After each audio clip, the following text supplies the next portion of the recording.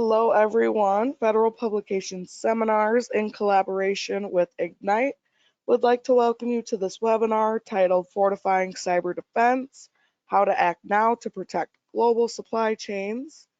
This program is being recorded and will be available for playback within 1 week on the Federal Publications website. This sponsored live session is eligible for CPE and CLE credit. To receive these credits, you must be logged on as an individual participant through your unique login credentials, as well as participate in all polling questions. Within approximately 10 business days after the program has been broadcasted, you will receive an email with the course program number and a link for accreditation form. Once you complete this form, please allow up to 30 days for the credit to be awarded. This webcast is one small component, an example of a large repository of government contract training. To better fit the needs of you and your organization, we recently launched 3 flexible subscriptions: the FPS Online Professional, the Premium, and the Flex. These subscriptions include all-you-can-consume combinations of webinars, virtual courses, and in-person classroom courses. To learn more about that, go ahead and go on the Federal Publications website. Today's presenters are Max and Carl. Max is a data security and compliance leader with U.S. Air Force experience. He's the founder and CEO at Ignyte Assurance Platform, a leading cybersecurity company powered by a transformative GRC software engine that helps accelerate CMMC adoption among DoD prime and subcontractors. Carl Young is a former United States Army colonel with over 27 years of experience as a signal information systems engineer and cyberspace operations officer. Carl founded Concilium Solutions in 2020 with the aim of enabling partners to best leverage their data as strategic resources and supporting business operations with resilient, protected, and agile data ecosystem. At this time, participants will be muted during the program. Questions can be submitted through the question link found on the panel on the right-hand side of the screen. You can look for presentation slides and other materials in the handout section, which is also on that right-hand side of your screen. So without further ado, I will now hand it over to Max and Carl. Awesome. Thank you so much, Anya. Really appreciate the introduction. And so everybody who is on the call right now, thank you so much for joining us. Today, we're going to cover a lot of different things. If you have any questions, as Anya mentioned, please type them out. Generally, when we do these, folks do have a lot of questions, and we normally don't have time to answer everything. So what we like to do is, when you type out your question, we will personally respond to you, usually in a short video or a clip, really answering the questions that you might have or that are applicable for your business. So don't be discouraged if we keep presenting and not really answer the questions. Please type them out. We do want to address some of these questions. So today, me and Carl will kind of talk about the current events, what's going on. We'll cover, Carl will help us cover a little bit about Biden's administration, the new executive order, the new rules that are coming out, what are some of the regulatory changes, and how you can really leverage the CMMC framework to manage your supply chain, and how the government is leveraging that framework to manage their supply chain. And what are some of the tactical next steps and strategic steps you can take along with resources that are available to you. So this will be kind of the agenda. As Anya mentioned, we are both prior military leaders. We've been in this federal space for quite some time. I'm not going to repeat my background, but Carl, would love for you to just say hello and maybe add a little bit of context color to your background in terms of how long you've been doing this, and just introduce yourself for the audience, please. Hey, thanks, Max, for the opportunity to be here this morning to sort of chat with you about this important topic. As Anya introduced me, yep, I am a retiring colonel. I've still got about 3 more months left on the payroll. And so I do need to add this very important disclaimer. So today I am still a member of the Department of Defense. I am concluding a Army internship with Thales Trusted Cyber Technologies, great team there. And so as an intern, I'm available to present these views. These views are my personal views, not representative of the U.S. government. That keeps me out of jail. So, and for the benefit of the group, I have been doing this almost 3 decades, which is sort of hard to imagine. And so where I focus on is information security, data strategy, and enterprise architecture, and how you see and understand your environment. So that's part of what I'm going to be bringing to the discussion, and I look forward to your questions as we go. Thank you. Awesome. Thank you so much, Carl. So, kind of starting off, as I mentioned, a lot of folks are asking us, a lot of our customers, whether they're prime subs, a lot of people are asking us, hey, what's happening in the world today? Since 2020 or 2021, we've witnessed so many different breaches, security incidents. What's actually happening and what's going on, right? So everybody heard about the Colonial attack, and then a lot of people say, well, you could just get cyber insurance. And then we saw CNA Financial, which is a cyber insurance company. They kind of tapped out, right? They paid the ransom and everything like that. And then we start to see even larger, well-funded tech organizations like Microsoft themselves face a lot of these challenges. Where this is leaning towards a lot, and this is something that that we'll get into, is it's coming down to managing your supply chain. A lot of the attacks that are happening, they're happening through the supply chain. They're happening through the small vendors, larger suppliers, and smaller suppliers for Department of Defense. And also, if you're a prime company, whether with $100 million or $1 billion, it doesn't matter how much revenue you have. The easiest way to get in is really through the supply chain. So we're seeing this as a turning point in the conversation with cybersecurity. Most people used to focus on inside out, is what we used to call it in cybersecurity. Now it's kind of outside in. How do we fortify our defenses, not just from the firewall perspective, but how do we fortify and really manage our suppliers, because they're an extension of your, what we call an attack surface. So these are some of the attacks you may have seen that are calling the need for additional legislation, or calling need for additional standardization and how we manage cybersecurity. So one of the key agencies that you'll hear about, and I'm going to pass it here to my colleague Carl, is DHS. DHS actually has a very critical mission on managing different sectors on cybersecurity. They have a very unique mission to do so.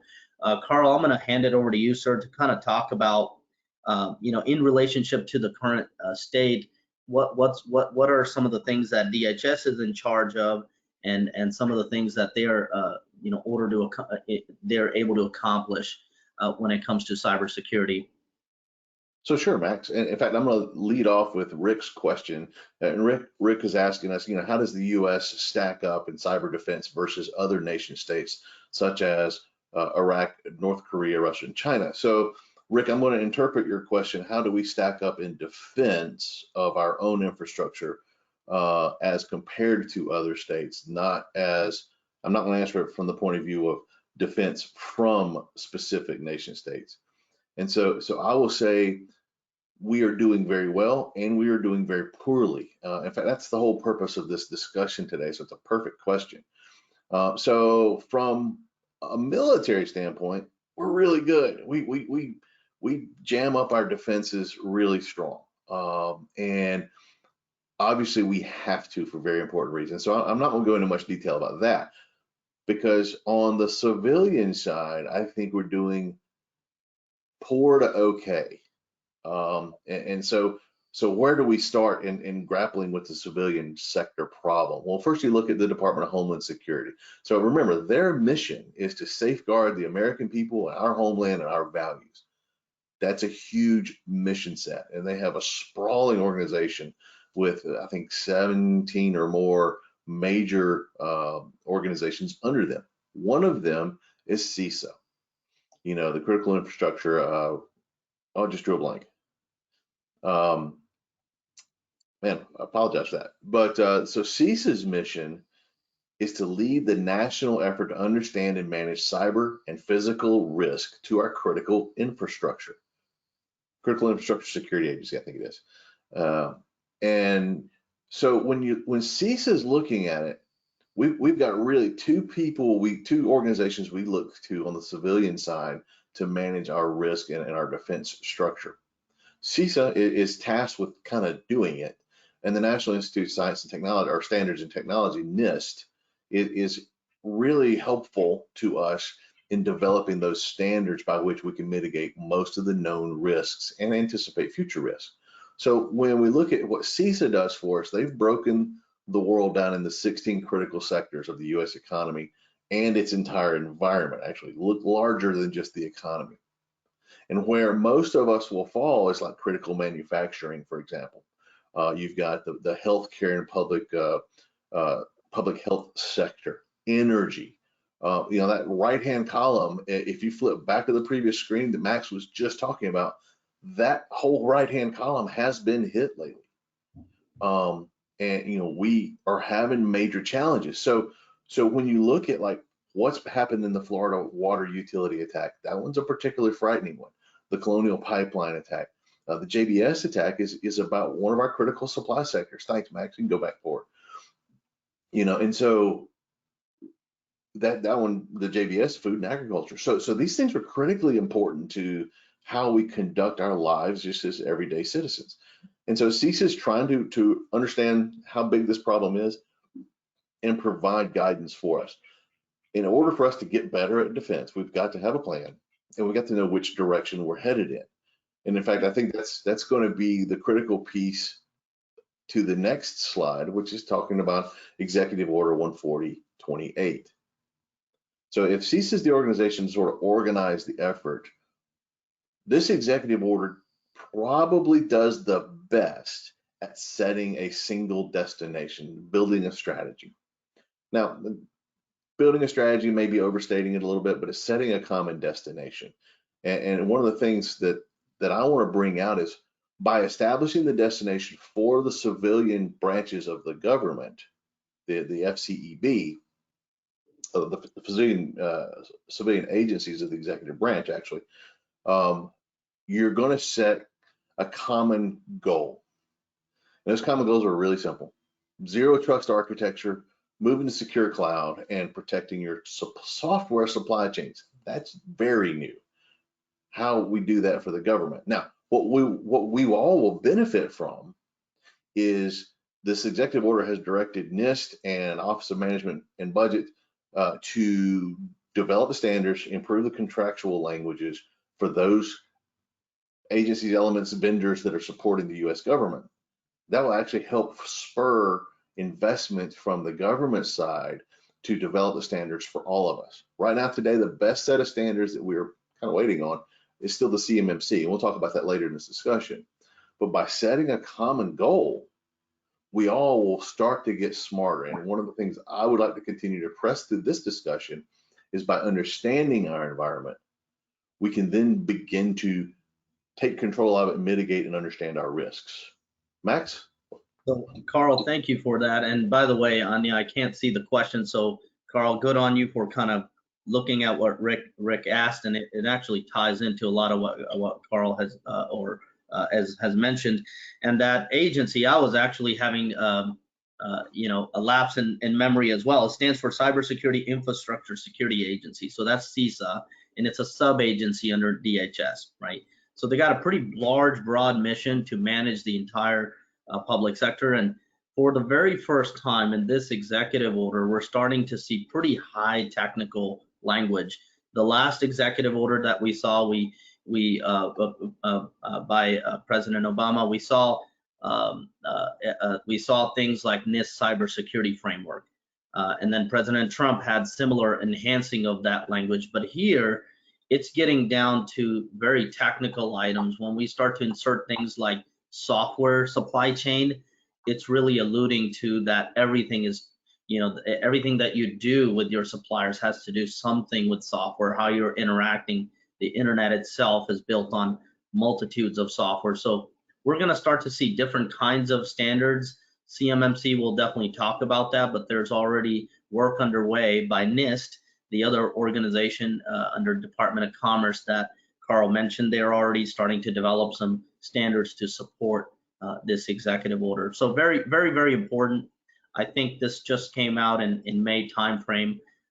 So that's really what's happening. So really what the theme is turning into is, instead of managing security internally, we really need to look at it from a supply chain perspective. So if you're a large company, normally what big firms are looking at this is what we call traditional supply side risk, right? You're looking at capacity issues. Hey, I've got 20 suppliers. If 10 of them go down, am I going to be able to produce enough goods, right? Those could be capacity kinds of issues. Technology integration and incompatibility, data exchange, those kinds of things have been traditional technology issues. And then obviously any kind of currency and disruptions in supply.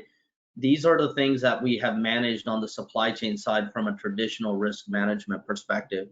The new area that's going to emerge very rapidly under the umbrella name of cybersecurity is really going to be around software bill of materials, things like that. That gets to the heart of the matter. Whenever I'm working with you, supplier A, B, or C, what software, what things are you using to interact with me? Doesn't matter if it's something simple as email or SharePoint, but it's also advanced stuff like when you're buying the software, packaging it up and reselling it. And so what we're seeing is that your procurement leaders, anybody on the sourcing side, they traditionally have their supply side risk managed pretty well. Your set aside goals and all of that, but when it comes to technology, those teams are not ready, and now they're starting to add cyber professionals with a background in this area in order to manage that sort of supply risk. So really considering how you're doing supply chain risk today and figuring out what's going to balloon out to be a bigger risk item, that's the key, right? As teams go on. So one of the areas we want to call out on supply side that's going to become very critical is, as I mentioned, this new term of software bill of material. Something we should learn about, something we should be aware about, and there's not a lot of guidance out there for this. NIST is still working on this, but regardless of if it's a software bill of material, it needs to be part of your overall risk management program. Internal risk management as well as supplier risk management.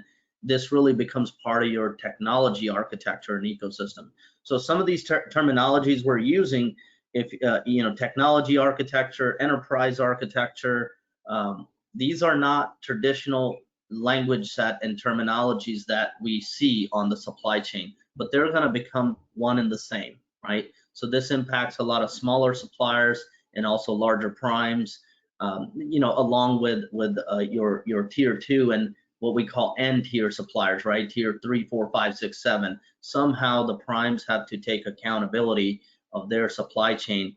So what this leads to is really a closer partnership, but also an education to your suppliers, right? Because they could cause you so much harm that you could be facing loss of certain contracts because you're going to be graded on your supply chain. How clean is it? How competitive is it in pricing? But now all of a sudden you have to be measured on how well their cybersecurity posture is, right?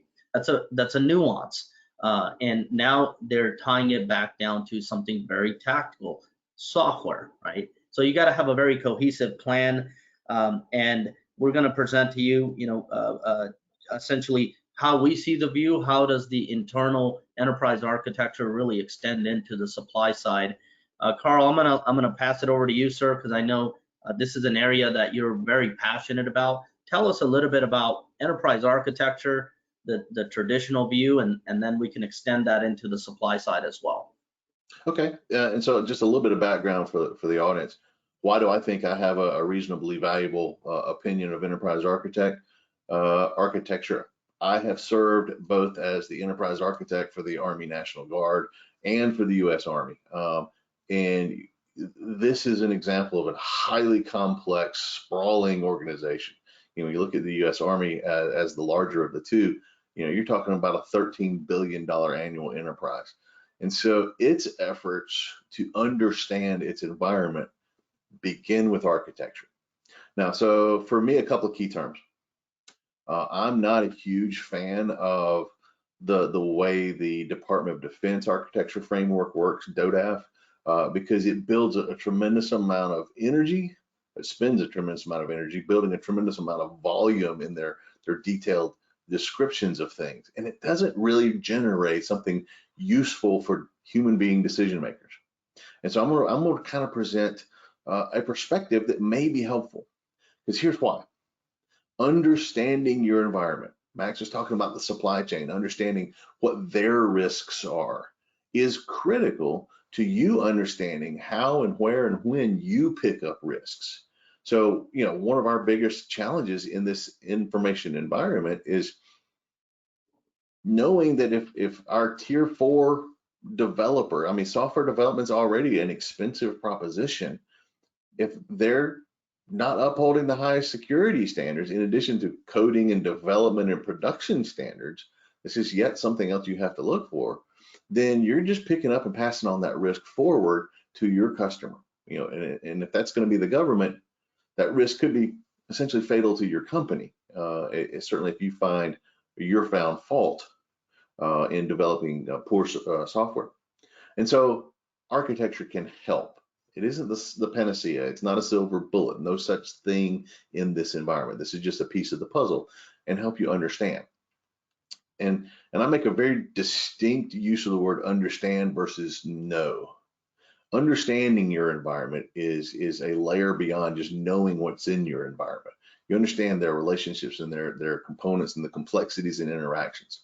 So traditional enterprise architecture seeks to functionally and very specifically describe the attributes of people, processes, and things. And here I've got that listed out as people, processes, and then products and technology.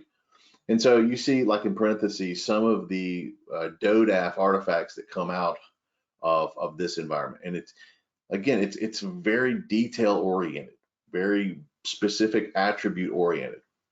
And so what I'm going to suggest, Max, if you bump it to the next level, is something that is supplier tailored, certainly for this discussion. Key takeaway: tailor your architecture in any way that you need to make decisions. That's completely okay. Let's decouple from this rule book. The rule book is a guide in this case. So looking across this spectrum of categories, and again, you add or subtract as you need, you start to describe, and again, describe the relationships between people, processes, things, and decisions. And again, I've broken that down: people, processes, products, technology, things, priority, risk, and assessment, decisions. And so as you're describing the relationships between those things, you're building decision criteria. Now you have to do the homework, and the whole point is to do the right level of homework. You don't want a $500 answer for a 50-cent question. So that's up to you. But take the discipline, the business discipline, and try to develop your understanding of your environment. Humans are insider threat is still the biggest threat we face. So that's understanding your people. Are you training effectively? Do you have monitoring capabilities and processes at work? Are your processes for detection good to see that you have a problem? Are your products validated? Do you know what's coming off the production line and where they come from, the supplier side piece of it? Looking at the asset visibility and requirements traceability tied back to a process of supplier visibility is key. Do you know who's supporting you? Could be very critical. The technology, that's what you use. That's the habitual home of enterprise architecture, is talking really about your network and your design. Notice I've talked very little about network and design. I'm talking about the relationship of all this to produce a capability for you and your customer. What's your priority? Now, hear me now. With risk, you can't solve it all. There is no silver bullet. So you have to prioritize what's more important to you when, what's most important to you, and how much you can afford to protect it.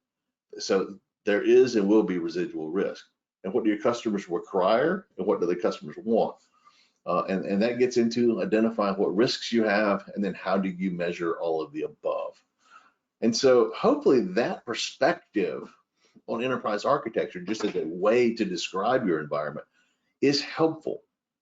Certainly I'm available to facilitate you or Max or anybody as they begin to ask those questions. But I would say for all of your business sector leaders, spend some time getting comfortable with a slight change in vernacular. Don't hear enterprise architecture and think networks, servers, routers, and close your eyes to the problem because that's geek speak. Think about enterprise architecture is the relationship of that ecosystem that makes your business viable. Because the better you understand it, and this is just a way, the better you understand it is the better you can anticipate change and anticipate threats and continue to thrive in this rather chaotic world. Max? Awesome. Thank you so much, Carl, for that explanation of enterprise architecture. So the way I see architecture, Carl, is it's more about, it's a business level discipline injected into internal internal things such as DODAP, but now it's getting extended out to the supplier, right? So when we're managing our suppliers, we can still use that technology business level discipline and extend it out to our supplier. So why are we doing this? Why this is important?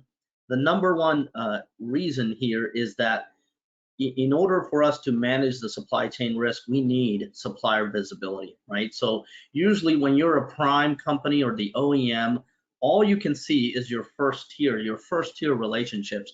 And that's really what the DoD can see today, right? The large tier one primes is what they're able to see. Of course, there's flow down rules and subcontractor rules, but a lot of those things are left for the primes to manage, and for the most part, really, the company has autonomy to execute on those things with integrity, right? So now, with the new rules of CMMC, they're forming an external entity to really come in and audit this entire tier 2 and what we call tier N. It could go to 3, 4, 5, 6, as deep as we need to audit them in order to make them an approved supplier, right?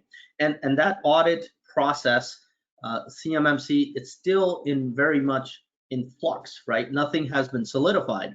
But because of all of the things that we're seeing out on the market, the continuous attacks on the supply chain, some of the things we talked about in the very first slide, and also the new executive order, that CMMC rule is going to be modified to start to include supplier risk from a software perspective, and also just to have complete visibility into your supply chain, right? Not just for invoicing matters and performance and quality.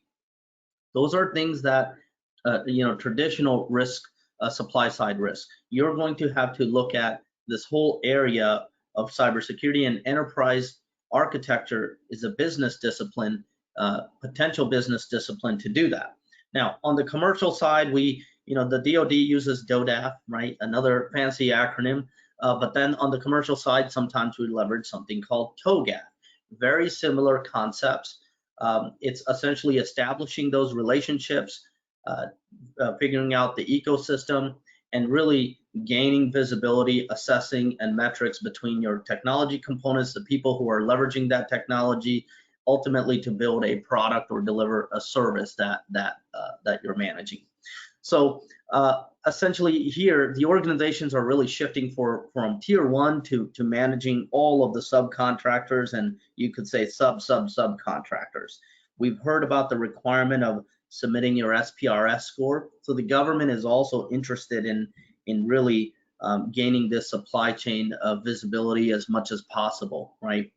And then of course, CMMC, we believe it's going to become the new norm, right? CMMC modified is what I'm going to call it. Whenever it's it's fully fleshed out. It's going to become the new norm. So if you're a large prime or a small, doesn't matter. You're going to be dealing with lots of data in spreadsheets. You're going to be dealing with lots of suppliers with unlimited amounts of assessments, unlimited amounts of technical data, highly technical data. So what we recommend is really having analytics and automation support eventually once the process is set, because if not, inefficiencies are going to be set and you're not going to be able to complete some of these things. So what are some of the real DFAR's rules that have came out, and what are some of the things you should be paying attention to if you're managing flowdown, if you're on the procurement side, that are going to lead you to have information security expertise on your team, right? And a lot of CISOs we talk to, whether they're on the defense contractor or non-defense, chief information security officers and chief risk officers are ultra busy. They have a limited budget. Now all of a sudden there's a need on the procurement side to manage flowdown. Well, how is that need going to be fulfilled, and where are those expertise going to come from? Sometimes we recommend partnering with your internal CISO, but a lot of times they might be incredibly busy preparing for different audits themselves. So these are 4 DFAR's rules that you should be aware of. We call them 70 series. So as you see the last 2 numbers here, 70, 12, 19, 20, 21. This is the year that this rule came out in, right? So 7019 to 2021, something happened, right? Usually government has access, different agencies have access to different type of intelligence. And in my opinion, it totally lines up with the outcome and the results we're seeing when it comes to just looking at what breaches that have happened and which large scale attacks. Whenever there's legislation like this that aggressively starts to build on itself, it means there's something going on behind the scenes, right? And today in 2021, we're starting to see what that is, right? So this is just something for you to be aware of. Again, the CMMC is the method to manage supply chain from defense perspective, right? This is why it's a acquisition regulation. It's not under other cybersecurity professionals use FISMA, Federal Information Systems Management Act. This is completely a Department of Defense, a DFAR's acquisition legislation. Now, we've given you a lot to think about. I'm gonna pass it to Carl. Carl, take us through kind of the path most folks should take in terms of how to start to achieve some of these items. What can they get started on, and how can they leverage some of the knowledge that have been displayed here in terms of developing a roadmap for themselves? Sure, we'll look at it 2 ways. Sorry, before that, can I just launch a quick polling question? Absolutely. Sorry about that. All right, our first polling question: do you have cybersecurity included in your supply management program?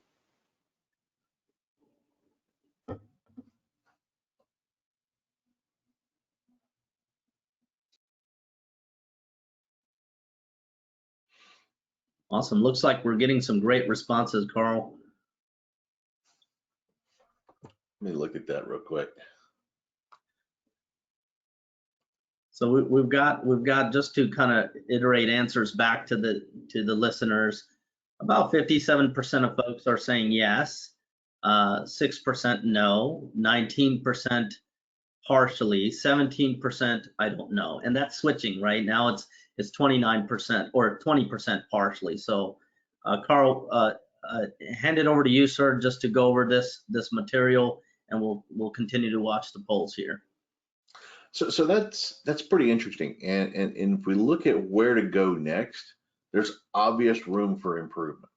So looking at it 2 ways. One, the strategic and what the government is doing with and for us is the executive order has enabled a strategic direction to take, and and as Max was just talking about, one of the dictates in the executive order is that the agencies will update the Federal Acquisition Regulation, the FAR. That's going to drive all the contractual arrangements, and that's setting the standards. Now, that's what they're doing, and what we're trying to do is create an environment where the federal government will be talking to, working with its partners, you in this case, to improve and make sure those standards are good. So when those standards go up for open comment, please be a part of that.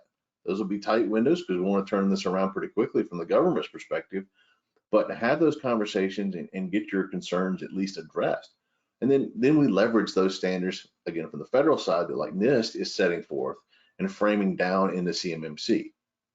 Now for you, same path applies. We still got to cross this large mountain. I love this depiction that one of Max's team members, Julia, used to kind of tell this story.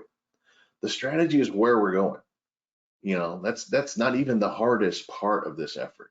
But we pick a point on the map and begin the effort to move forward to cross this mountain. So at this point, we start with the end in mind. But to get across this particular mountain, we've got to develop the internal business processes and disciplines in order to make us successful. But you have to share those disciplines with your partners. So I suggested maybe an enterprise architecture tailored to your needs to identify those one-to-N partners in your supply chain to make sure that as a collective group, you are successful in providing the goals and the deliverables. Point being, we can't do this by ourselves, either at your business, your corporation level, the government level, or as competitors even. There are things we're going to have to partner in to make us all successful. And I would suggest that's probably a little bit of a mental cultural shift. Because as you build your team for your ecosystem, then you have to leverage the available standards. Hopefully gone are the days where I think I'm going to secure my fortress this way. And you make up the answer with your best available knowledge.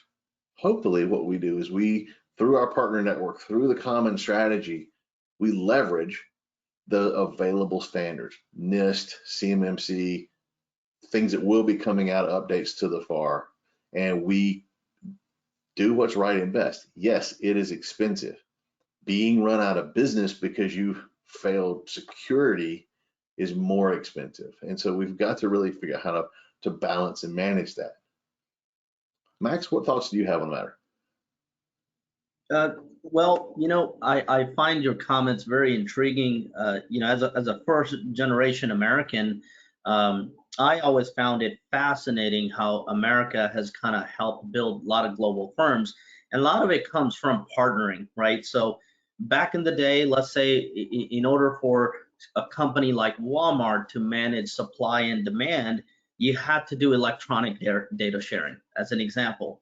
Like, hey, I've just sold these 100 widgets, you know, start your factories, I'm gonna need 100 more. Now, if the factory didn't know that they need to build 100, they could be building 50 or 2,000, right?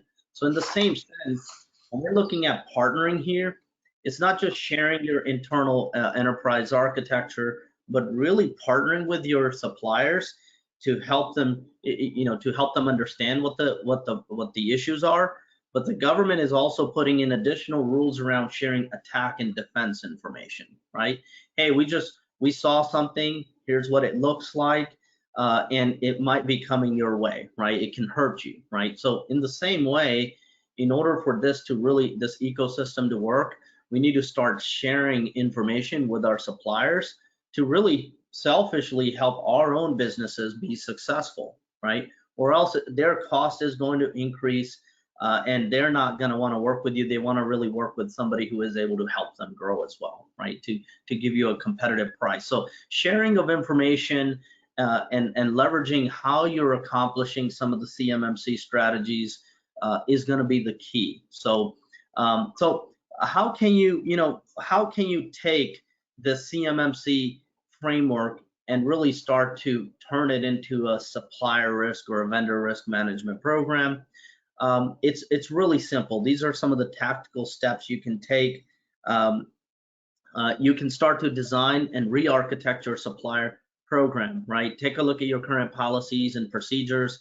And if your risk taxonomy and classification doesn't include cyber as a major component, and it's heavy lean towards cost, price, and those kinds of things, those are traditional risk taxonomies. You'll need to add cyber as a major classification and a risk area for your suppliers.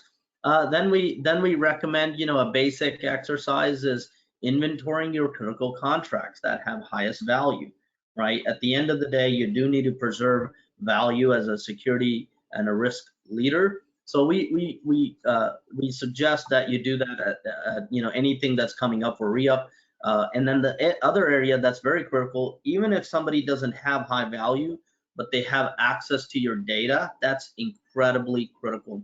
And a lot of people miss out on that, especially contracting and sourcing side of the house, because they don't know, right? They're executing diligence based on what is in the contract, but not necessarily what is in the details of the work. And sometimes, actually many times, you may hire a developer or a small shop or whoever, assuming that, hey, they'll act within bounds of the contract, right? And a lot of times they want to, but they may not know how to. So if they have access to your data, it's very important to onboard that vendor very, intelligent way, efficient way to make sure that they're following the rules, right? The easiest one to do is train and socialize the program with your suppliers. And we'll talk about some resources that are available to you. We've got about 15 more minutes. Want to leave some time for questions and answers, but and then after you have done those basic things, you have to develop assessments, conduct assessments, and then you have to manage all of this data. And this is really important. A lot of suppliers, a lot of tier ones that we're talking to, they believe that they should collect everything about their suppliers. That's fine. It helps you certainly make a risk decision, but you're also incurring the liability of safeguarding that information, right? So it's not just about collecting information, it's really about discarding that information, because now you have to protect that information forever, right? So retention of that information is critical. As soon as you have figured out, statistically collected and understood the risk, you don't necessarily need to hold on to that information. And all of that will at some point need to be automated, or you'll be inundated with emails, spreadsheets, those kinds of things. And those are some of the value add things that we generally help out with a lot of the suppliers. So Max, hey Max. So Marianne Carter has an interesting question. I think is a good spot for it. She's asking, she's wondering how a non-government entity would gain visibility into tier through N suppliers. It's difficult to have visibility in our suppliers and their compliance status due to privacy of contract and proprietary competitive sensitivities. Contractors, are able to see things through spurs that may be helpful to us. And then she follows up with an idea that if the government shared cyber compliance status information with industry, say on SAM, that could be helpful as well. What do you think about ways to develop that data to facilitate the understanding that we're both talking about? Yeah, I think that is a really important question. And I'm not a legal professional, but one thing I will tell you, we all know this, the SPRS score and the information that the government collects themselves on entities, you can't FOIA it, right? You can't, it's not Freedom of Information Act. You can't just submit for it and get it. But there is a point here to make, that how can a prime be accountable to make a decision about the supply chain when they can't even access the information, right? How do we solve that problem? Well, one of the ways at least we solve it is through inference analysis. We do this quite a bit. There is ungodly amounts of data on the internet about almost every supplier, every company, what they do, how they do it. We develop algorithms to pick up that data. We develop things like foci index, who owns this entity, and is there a foreign influence around this entity, right? So these are the kinds of technologies and ideas you have to invest in, because getting the government to give you information, if they give it to one company, whether it's big or small, they have to give it to everybody, right? We know how the government rules work. They have to apply them across the board, or we have to establish need to know, and then it's only for a very specific program, very specific contract, things like that. The government doesn't care for your problem. They create the rule, then they expect you to execute on it. That's just how they roll. We know that. But we also know that our adversaries are using the same kind of techniques, inference engines, knowledge gathering engines, to figure out how to reassemble information in our supply chain hurt us, right? To collect information. So we just have to leverage the same kind of techniques, and that's actually what we, as part of Ignyte's mission, is how do we build inference engine that really gives us visibility into the supply chain without being intrusively added to that supply chain. That is about the only way I can think of, unless your supplier submits the information to you.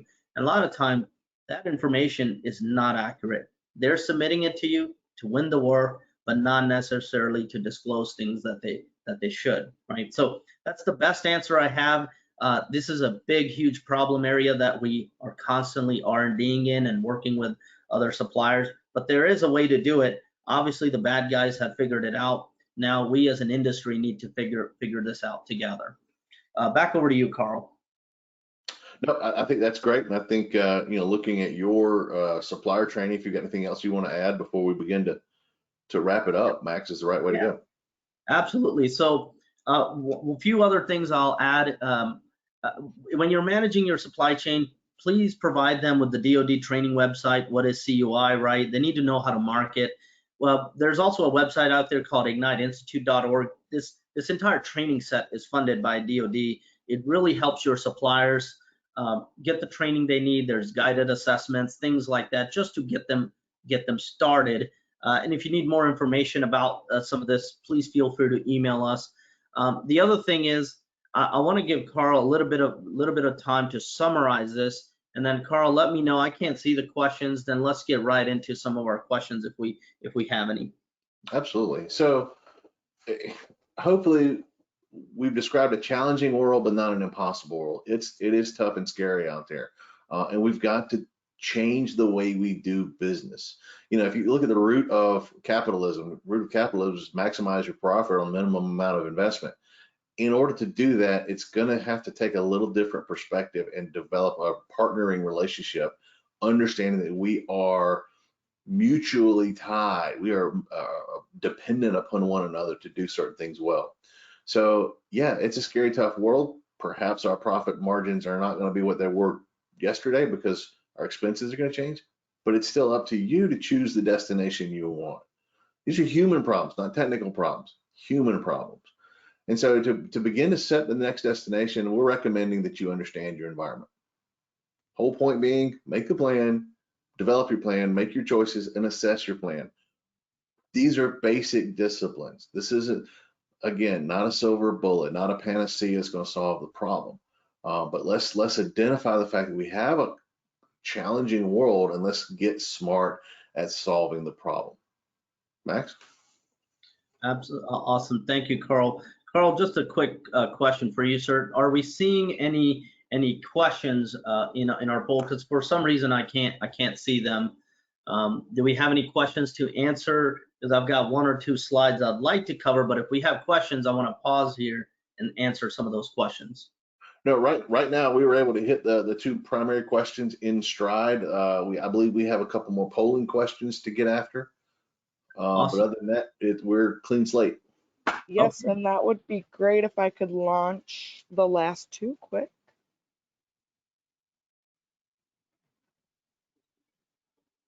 All right, here's our next one. Is your company CMMC ready? Awesome. So as you guys are answering those questions, we really appreciate. So I'm just going to cover the summary, right, as we're coming to an end. So we talked about the executive order, right? What are some of the new things we can expect around software bill of materials, getting really technical and tactical level information, zero trust architecture, those concepts. We talked about kind of the global state, all of the different attacks, CISA, their mission, right? How they are defining critical areas. And then Carl really helped us understand what is architecture, what is enterprise architecture as a business function, and then how can that might be leveraged for your supply chain management, gaining visibility into your supplier risk. Kathy, somebody asked about, well, how do we get into that information if the government is not providing it? This is where investment into inference engines and supplier risk technologies is going to be critical, right? We also covered kind of strategy and planning, right? How do you, from a strategic management perspective, kind of start some of these items. So the last area we'd like to quickly kind of point out what is Ignyte? A lot of people ask us, what is Ignyte? What is it actually that we do? We are what's called an integrated risk management platform. Our job is to look at the problem set and make it efficient to execute on, right? So we do that a lot with compliance, supplier risk management, business disruption, and all of the traditional cyber stuff that we hear about, threats, vulnerabilities, attacks. And then any of these items can enter into what we call enterprise law or enterprise risk management, right? Any of these things can result in some sort of a great magnitude of loss, right, or a frequency of loss. So we call that function enterprise risk management. So we have one more poll question, so I'm going to repeat the question that we just got here and their answers, just so everybody's aware, and then we'll do the second poll question, and then I'm going to let Carl close it out for us. So 38% of folks have said, yeah, we've started the process, and then 48% said, yes, we're all set, and then 9% had said, hey, no, we're looking for help, and then 5% are saying, hey, what is CMMC, right? This is the first time they're hearing about it.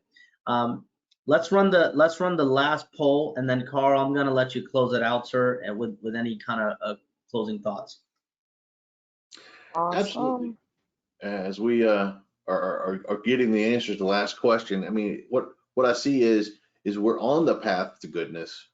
This path is going to be challenged. Max talked about ways to make that like CMMC compliance and other compliance vectors or requirements more efficient. That cuts down your costs and it helps you. This is expensive. It's part of the new world, part of the present world. And let me correct myself and say, and so this is challenging. I see the poll as it's building right now. Half of you voted. We're looking. It's an all of the above problem, really. You're almost overwhelming majority in all the above. And so, how do we get after it? Well, we apply the same things that got us here to begin with. Identify the problem, identify options, make it efficient, make it effective, and assess it. And so that's the same thing in strategic planning. Where's your destination? What are your options for getting there? How well are you moving along that path to your goal? And these are your goals. And so with that in mind, Max, that's really all I have to say. I'm happy to be available to talk to you or your folks about architecture and strategy. I think Max is more than happy to help make your journey to compliance much more efficient and effective. Max?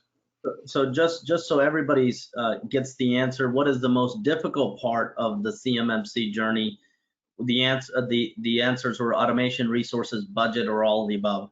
And by large, most people, 79% had said all of the above, right? So what this leads us to believe, it's not just one or the other, it's really helping you with business justification. If you have any questions on how to develop that business justification in regards to what we discussed, please feel free to reach out to us directly, myself or Carl. If you have specific questions, we will develop the answers to those questions through a quick 5-minute video and answer those. We do that quite a bit when we do these webinars, or you can connect with us directly on LinkedIn. I'd like to thank everybody, all the attendees we have. We have, I think, over 100 attendees, so thank you all for attending. The presentation material will be available, and also a recording of this will be available. We encourage you to connect with us. We'll connect you to a larger set of community that is managing some of these problems. And again, we'd just like to thank you for your time this morning. And with that, Anya, I'll hand it over to you to close us out. Awesome. Well, thank you, Max, and thank you, Carl, for a great presentation. A special thank you to Ignyte for all their work on this series. I would also like to thank everyone who joined us today and would love to invite you to any upcoming webinars and virtual courses for Fed Pubs.